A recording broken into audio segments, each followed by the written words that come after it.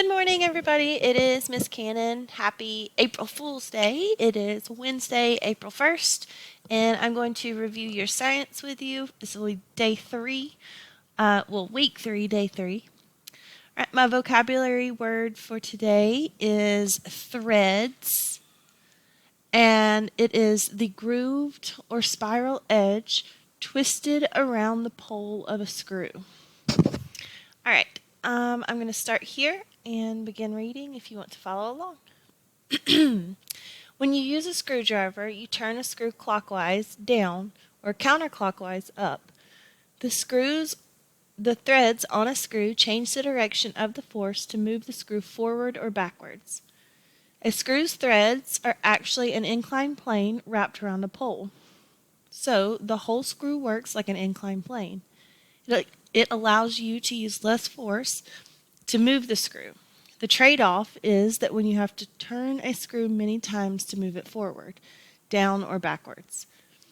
All right, A.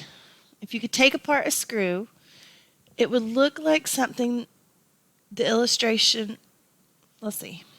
If you could take apart a screw, it would look something like the illustration below.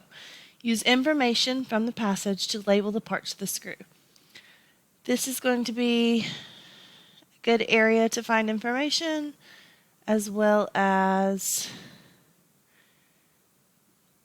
this one. Okay? All right, complete the analogy. Nail is to a wedge. So in this case, a nail is a wedge, right? It separates it, as a screw is to blank. So you're going to choose one of these three. Oh, you can't see what I'm doing. You're going to choose one of these three here. All right, and then C, if you turn a screwdriver in one direction and the screw goes into the wood, what will happen if if you turn the screwdriver the other direction? Okay, so I believe this answer will be in here, in the second paragraph. If you guys have any questions or anything, you can contact me on Remind 101 or Class Dojo. I am happy to help in any way possible.